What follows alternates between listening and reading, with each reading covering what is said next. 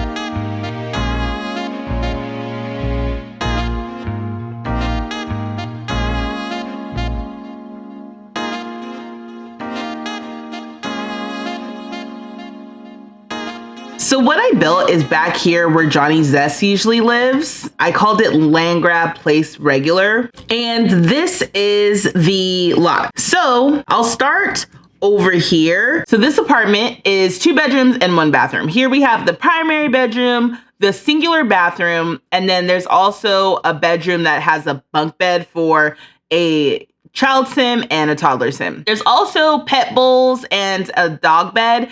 The idea here is that, like, I furnished it for pets, but pets are not allowed. I was hoping that that would be a way for Malcolm to make money. And honestly, I think that's a good plan. Attached to that same apartment is another apartment that is just a mirror image of this apartment. It is a still primary bedroom here. We've got another singular bedroom. This time I did not put a bunk bed here, a bathroom, and then the little kitchen area with the dining room and the living area. Then over on this side of the lot, we have 2 apartments, each 1 bedroom, 1 bathroom. Here is where Malcolm Landgraab lives. This is where Johnny lives. The only thing I updated, I think, was like the color of the furniture and whatnot, but otherwise this is the exact same thing. Now on the outside here, you can see that I put all the scuff marks and everything, and I don't think I'm gonna update the outside of the other buildings, but I am definitely gonna update the outside, or I've even started updating the outside of Malcolm's apartment. So it's just so funny. I made sure to put some things that are good for like the common area. So we've got the grill, we've got a place to sit down and eat. And here we also have the different swatches of the seats. So like this one's the dirty swatch, but this one's the clean swatch. I just wish we had like a dirty and a clean swatch for like a toilet, the couches, that sort of thing. And then yeah, the path continues on. I've got more planter boxes and I've got the trash cans. And that's basically the build. It's pretty straightforward.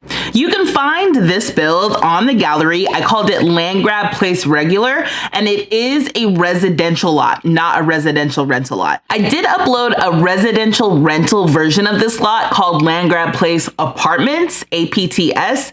So you should be able to find that on the gallery as well. Again, my gallery ID is vstreetlove. That's it for me, folks. I hope you enjoyed this video. If you like the video, please make sure to subscribe to my channel, like this video, and turn on the post notifications so you know when my next video goes live. Like I said, I do a live stream every week on this channel, so make sure you are also subscribed for that. And make sure you catch part 1 of Slumlord Stories, which is already up on my channel. I will catch you all next time. Dag dag!